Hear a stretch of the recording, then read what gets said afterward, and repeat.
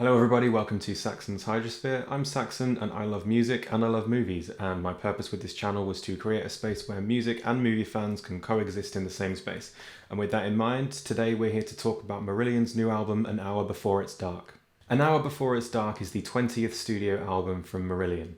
Now Marillion are a band that I do like, but I've only really dived into in the last 18 or so months, and I've not actually heard anything beyond their 1991 album Holiday in Eden, which I really did like. But unfortunately as of yet I've not really had the opportunity to look at albums beyond Holiday in Eden, despite hearing one or two songs here or there. So it's really interesting for me to then suddenly jump 30 years later into their newest album. So this album was a bit of a hard one for me. Upon first listen, I wasn't really the biggest fan of it, and it took me quite a few listens before I felt even ready to be able to write a review. So what I thought I'd do is just list things that I did like, and then a couple of things that I didn't, and then maybe a few things that I'm kind of mixed on, and finish off with my overall thoughts on the album as a whole. So to start off, something that I really did enjoy was the overall atmosphere and composition behind the music. Steve Rothery and Mark Kelly in particular on the guitar and keyboards do a spectacular job in creating a sound that's really identifiable and quite cinematic throughout the entire record. Particularly when it comes to the songs with quite a few tracks to them, like Be Hard on Yourself and Care,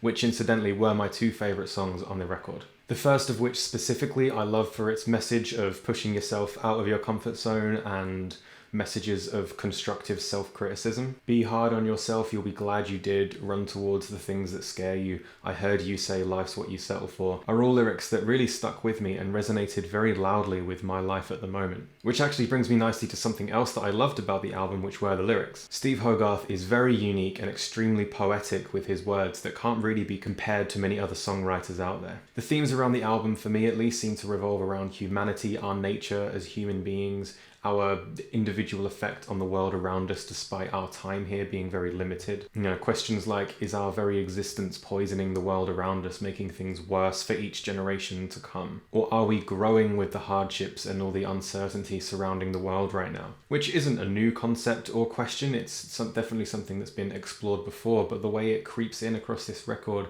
I feel like it's presented in a really profound way and is very much amplified in the way the musicians carry this concept in the music. Now, this also brings me on to one or two things that I didn't like so much about the album. Now, the global pandemic was something that was a huge part of everybody's lives, and I'm not going to dispute that at all. It affected thousands of people in hundreds of different ways, and as a musician myself, I can understand why artists would write about the pandemic, or at least have aspects of it creeping in here and there. But on the other hand, for me as a consumer, it's something that I would prefer if it was left out of music. I really hope that I don't sound cynical or apathetic to the situation when I say that. It might just be because of how much I have seen it bleed into the arts over the past 18 or so months. But I always get a bit of an uneasy feeling when I notice it being used in lyrics, and that is something that I did notice with this album, that the pandemic was very much a driving force behind some of the lyrical ideas, specifically in Reprogram the Gene. And thankfully it's not really in your face, but it's definitely present and apparent across the album. But as I said, that aside, I really did enjoy the lyrical themes and ideas across the record. And now unfortunately, on the flip side of that, as much as I loved the writing,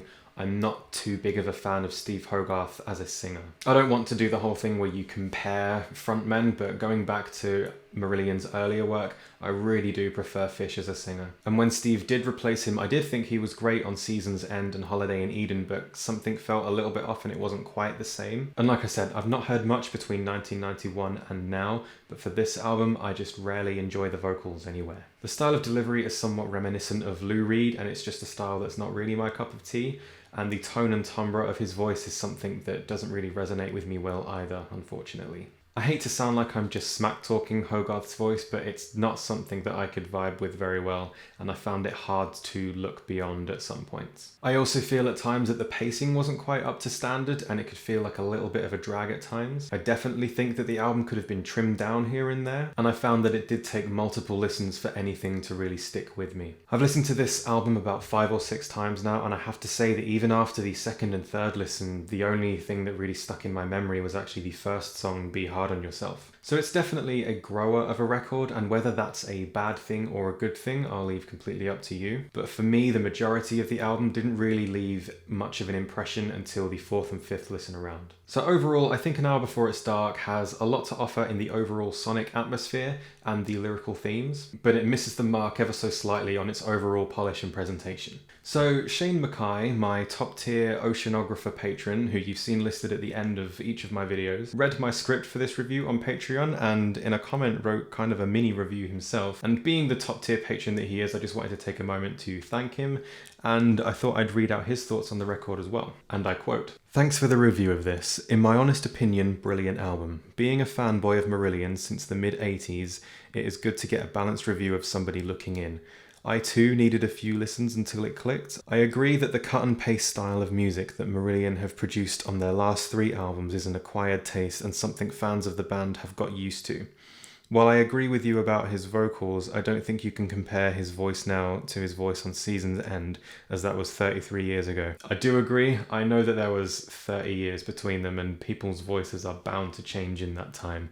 It's just, for me, I just couldn't click with it. Like a sports person, he is singing with a range and timbre that suits his age, 65, and has said in interviews that he has deliberately toned down his vocals to match his naturally maturing voice.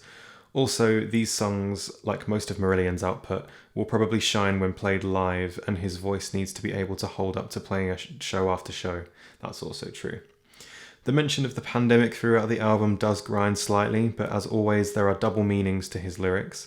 Take a song like Murder Machines, which is about the pandemic, but also about the human desire to be loved and love others, which can ultimately lead to the destruction of relationships. I really, really like that paragraph. Thanks for the review and your honest opinion of one of my favourite bands. Much love and see you soon, Shane." Shane is such a dude, and I just wanted to take a moment to thank you again for being part of the Patreon. And if anybody else would like to have a look at what I have to offer over there, feel free to take a look. Thanks a lot, Shane. I really did enjoy reading that little review, and it's really nice to get a perspective from somebody who's been a fan of the band for a long, long time, unlike myself. That's all for today, everybody. Thank you for taking the time to watch this review. Let me know in the comments what you thought of Marillion's new album, An Hour Before It's Dark, and remember to like and subscribe to the channel, and also please do consider checking out my Patreon. Now to leave you with my song of the day, and for today I think I'm going to choose King for a Day by DiVergilio, Morse and Jennings. I always have trouble saying DiVergilio,